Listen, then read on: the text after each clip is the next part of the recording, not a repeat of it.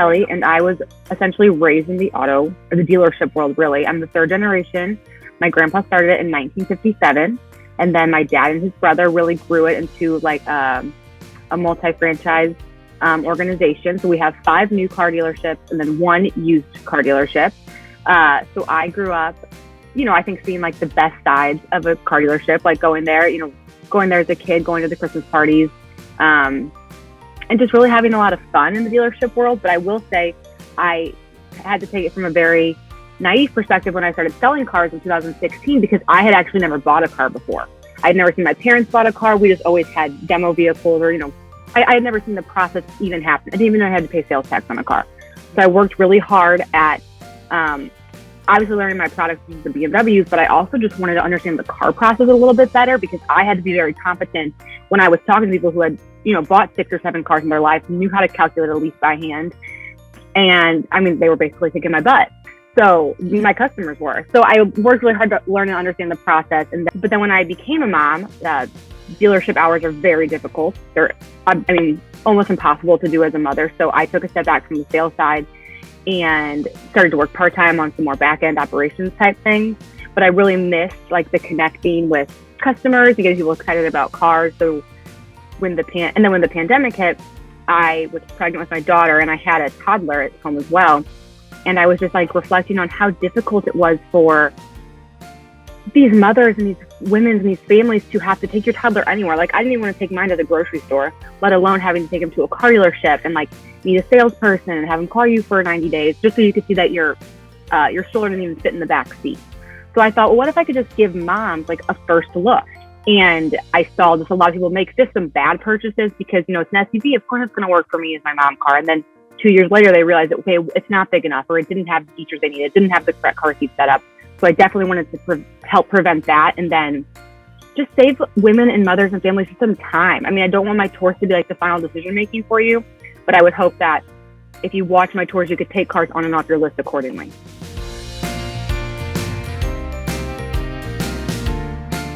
I think it's intimidating because I think it's people who work in car dealerships, it is a more male-dominated industry.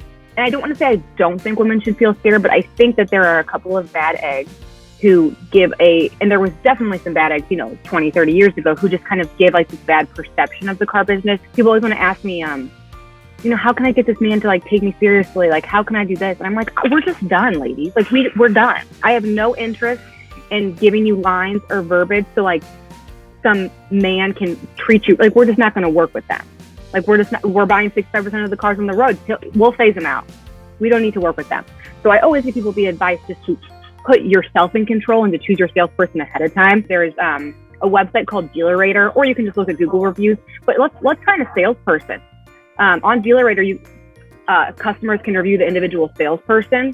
So I think that is such a great resource for women and for mothers, because then you can go online, you can see who has 5-star reviews, maybe give your business to a woman, to someone who just has been in the business for a long time, knows the product really well, and then you schedule an appointment with them ahead of time. Don't show up to the dealership, see who's outside smoking a cigarette on their third energy drink, like waiting to work with you. Like, that's not going to be a good experience. You're not going to get treated right.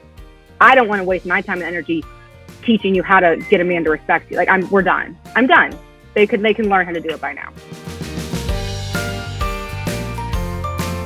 I'm really excited about it. I think it's been a long time coming. There's especially with the way that the pandemic happened, it definitely pushed a lot of dealerships to make some adjustments, especially to keep up with some of the other, like the CarMaxes and the Carvanas of the world. I'm always pro, let's shop local and family owned when you can. So, I'm happy that I'm not happy it happened, but it's definitely pushed us to make some adjustments. If you ask people what they hate about buying a car, they say it takes too long. Okay, well, the part that takes too long is not the test driving, not the picking out the color. That's the fun part. People get really frustrated with okay, I want to buy this car, and then how long it takes to leave the dealership.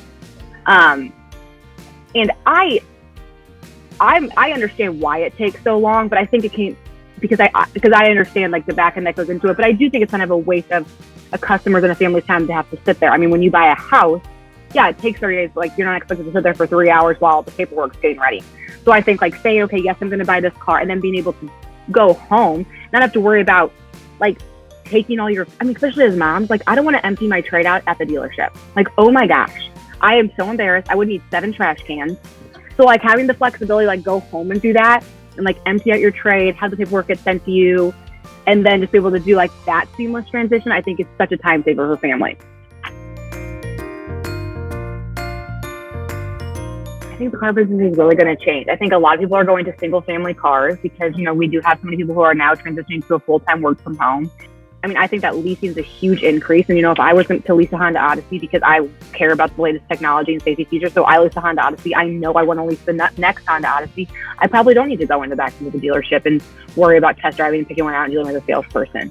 It used to be like if you wanted a red whatever, then like we would try to dealer trade for it. But now I'm seeing a little bit more like dealerships to direct consumers, since the dealerships do kind of have this ability to do a little bit more shipping and showing cars online. I think that's a really interesting aspect to I've had more success shipping new cars than used cars. I just think by like picking a salesperson who's good to work with, like you're going to get prompted a good response because they've had 5-star reviews. You've been able to read their reviews. If you just send that to, the guy you meet, well, then that's not, your expectations weren't set. You didn't know what his comfort level was. And I think that's just, I really think that's the way to prevent like 90% of car buying headaches, finding a good salesperson. For new cars, I think it's really important to understand the difference between the manufacturer's rebates and then the dealer's discount, because you can qualify for both. So go on the brand's websites. Like let's go on Mazda's website. Let's type in your zip code. Let's find out which rebates you qualify for. And then I think, being educated then to go to a dealership and be like, hey, I'm interested in this CX-9. I know I qualify for this rebate and this rebate. What additional discount can I get? One of my used car tips is when you are used car shopping, make sure you ask ahead of time, especially if you're buying the car online. Does it have both sets of keys? Does it have the formats that came with the car? Is there an owner's manual? Is there a cargo cover? Are all the headrests put back in the car? And then vice versa for when you do your trade-ins, like that, make sure you have that. So if you're going to take your headrest out to fit your forward-facing car seat, I'm happy for you, do it, but keep it. And then when you come back to trade it back in, put it back. Narrow down your choices before you start car shopping is so important. If I were to buy a car, I'd probably test drive 1 or 2.